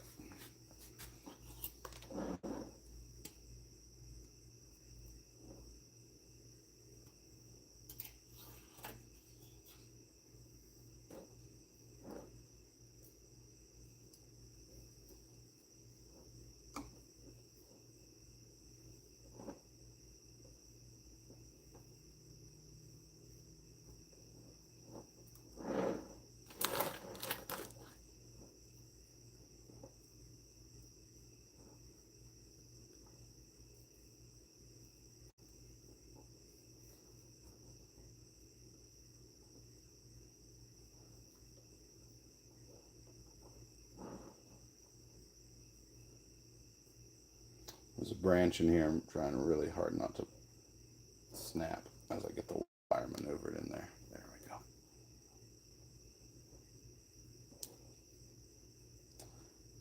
So another thing to keep in mind as you're wiring is you're not always concerned necessarily so much about what's at the end of the branch as what's back here, right?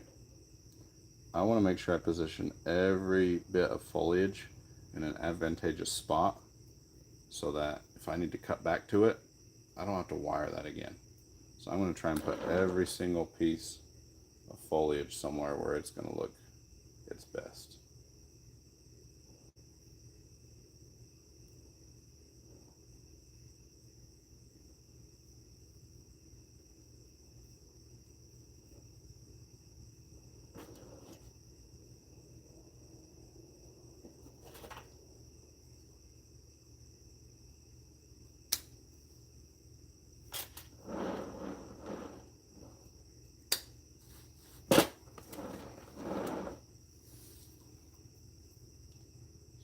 question is, do we take it to this side? It bent that way very easily. But then whatever environmental factors are causing that die back down here, really doesn't make sense with that. But it looks better going that way rather than going all the way back across the trunk. So we're okay with that.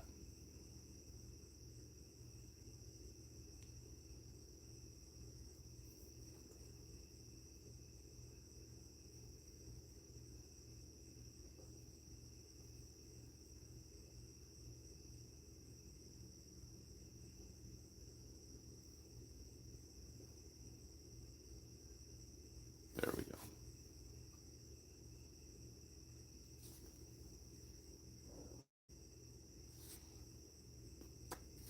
Again, as much as we can, we're going to leave all that foliage on there.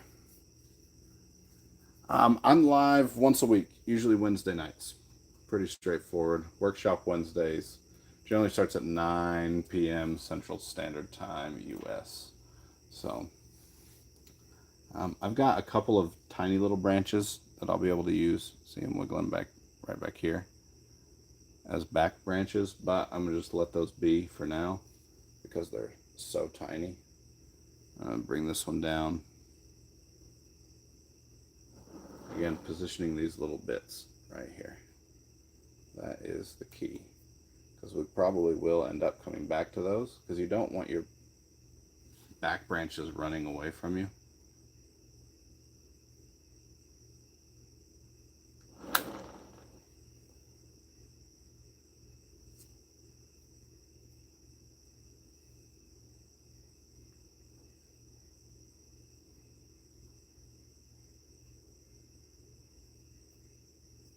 Just going to separate it from these guys here. This one could come down just a bit. That would look nice. That's a guy wire kind of thing right there. This branch is noticeably thicker than the rest. We'll do that real quick though.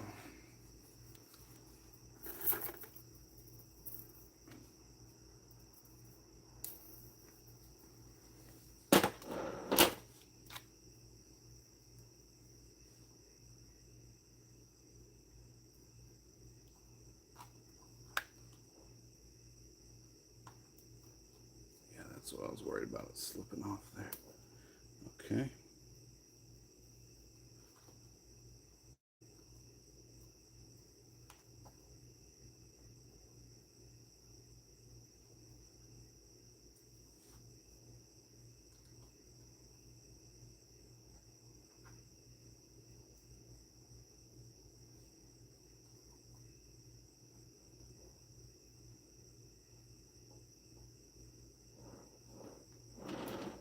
I don't like that angle that it's giving me.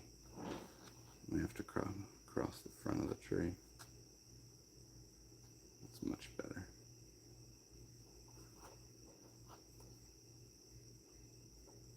And it's across the front of the tree.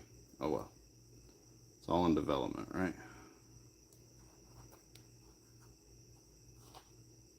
Because when I was going to the back, I was pulling it into this back branch. I want it to come forward a little bit as it comes down. And I could use the container, but this is, I can't hardly squeeze that. It's full of roots in there. So I know that it's going to have to come out of that container next year. There we go.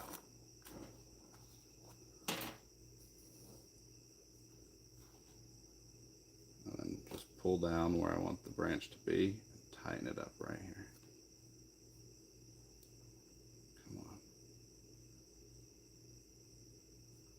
Deadwood's still too flimsy. It's not working. I'll have to go to the pot probably. Gotta undo that. Let's see. The one back here is thicker and it won't bend.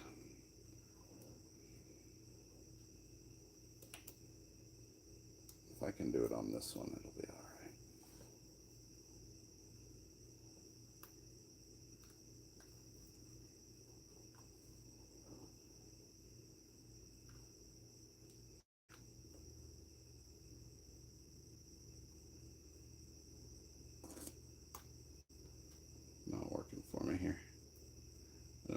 drill a hole in the tree. Sometimes you gotta do what you gotta do, though. I know what I can do.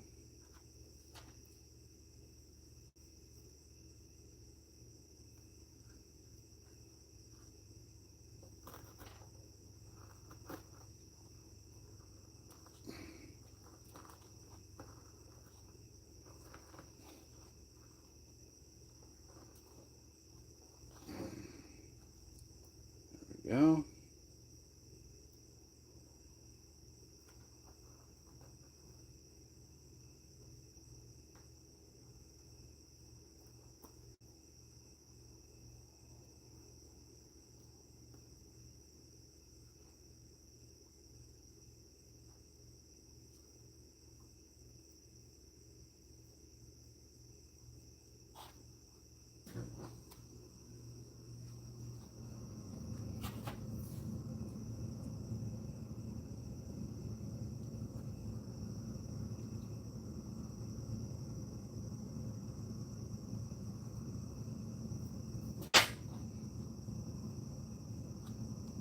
Stay up. There we go. Okay.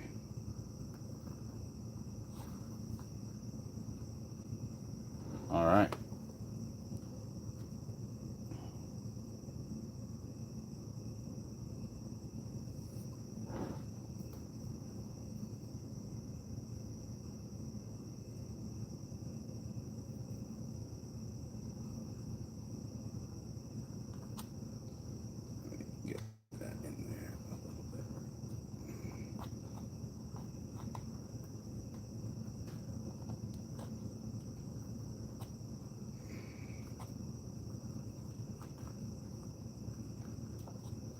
There we go.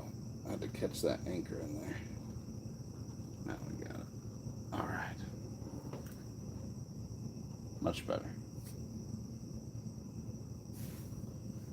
Okay. These will develop here as well. They're kind of in the background, but that'll get there. And so these just come down a tiny bit. Maybe. Because if that develops, maybe we just thin these out, flatten them out, let that grow in. I know this side needs to come down for sure. Maybe just a couple on this side. Something right there would look good. That's the one right there.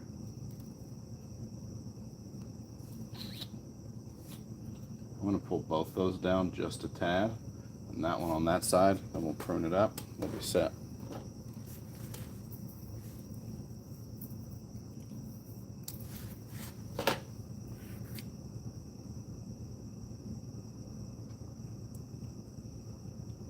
Set.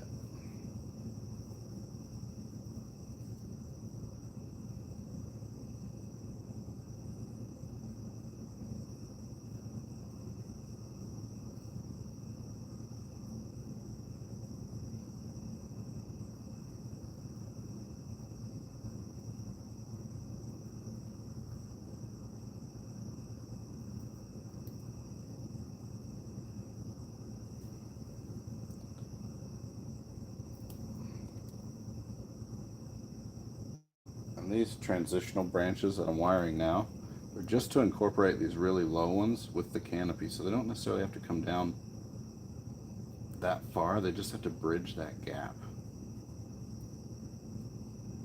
Right, so if I pull this down too far, then you get a big long leggy thing and you have to pull it back.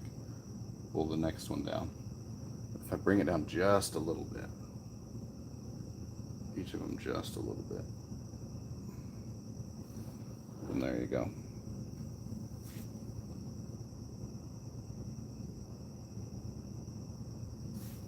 And you transition from here to there to here.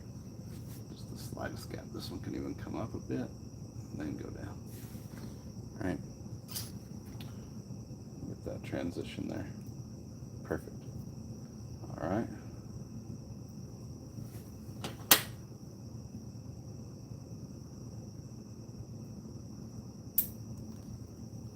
I'm gonna pull something down on this side. We gotta figure out what it is. Might be this guy.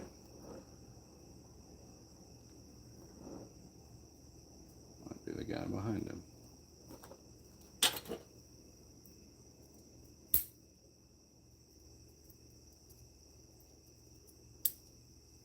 Let's see what we've got going on here.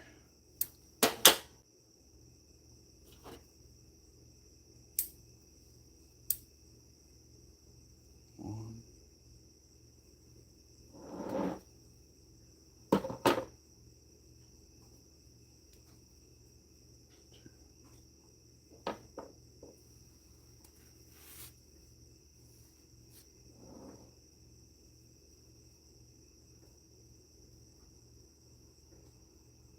Okay, got it.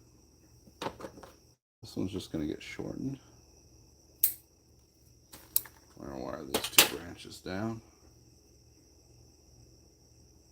Right there. Boom. Okay.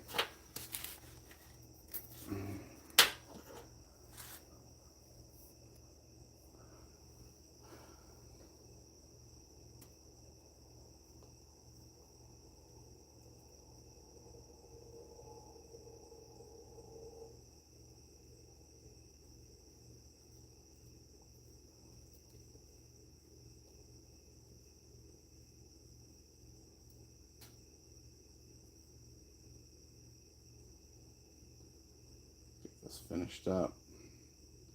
Take a look at all three trees again. Just to check out how they changed. Fortunately, I don't have before and after readily available.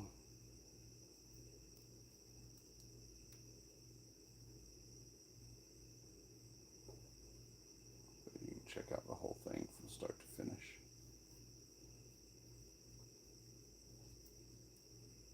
I don't know if I want this whole branch here. We'll find out in a minute.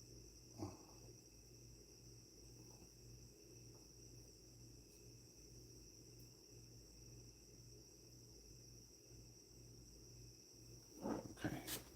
Let's not lose sight of the front. That's the key. Put that down.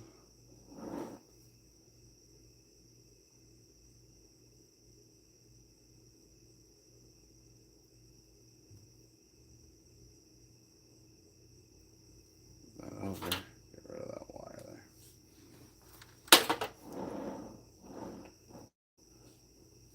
It's a little bit wide. This feels funky still. Again, we may not be, you're right, we may not be keeping that, in which case we'd want to bring this down more. Let's make sure we're on the front here. Okay. All right. This side's good. This feels odd. Let me bring that back to the front a little bit more. Condense that just a bit there. Take it back wider. I haven't checked about.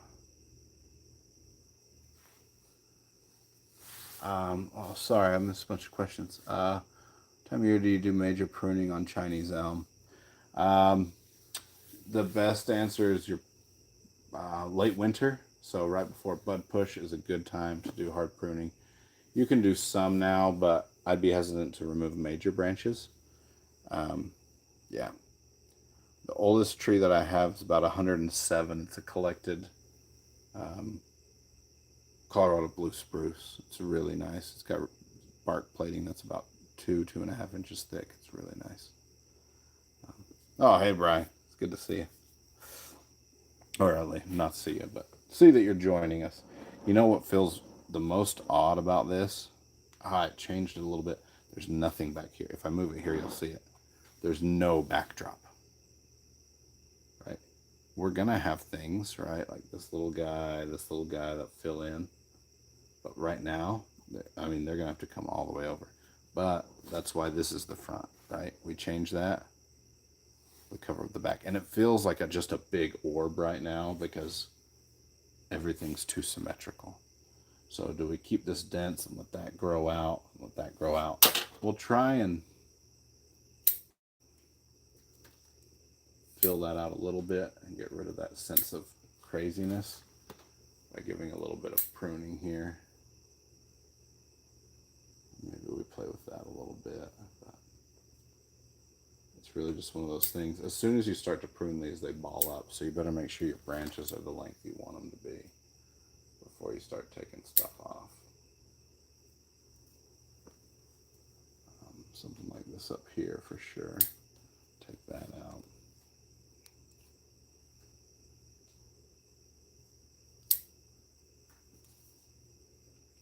But as it fills out, this one's probably going to change the most out of all the three, honestly. And this is probably one thing that'll go. Maybe there's more we can pull down to fill that out, but I really like how big this tree feels, the gin and all that.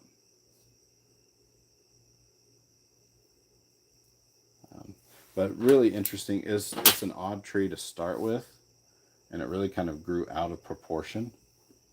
So it's one thing that I'll want to keep all these back buds, and as it's healthier, maybe do a hard prune so I can minimize that silhouette down to something more like this, right in here, rather than here. All right, but we'll see. It really is fun with all this gin down here and everything. So there you are. You want to just see a little bit of that double trunk right there. That's big time. And then we have the nice Informal upright. Really good, really chunky base, which is real nice in there. I can develop this side for sure, and then keep this side as minimal as possible, except these ones right here. Let those grow out. Give us that in, out, back in, where these come up more predictably, I guess we could say. And then, last guy, I'll have to pull him out of the pot again, but that's no problem. To show the angle change that we did on this one. Really interesting, fun roots. And we just gave it a little bit of that. Let me get my hand out of the way so we can appreciate it. Right, see the difference that makes? Boom. Right? So that'll be a fun one to see develop as well. Maybe go on a rock. But those are the three trees we messed with today. I had a good time. I love Sekka. I've got like 100 more of these to wire up. But they're all this fun. So thanks for joining in. Look forward to seeing some, if not all of y'all next week for Workshop Wednesdays. And as always, bonsai on, y'all.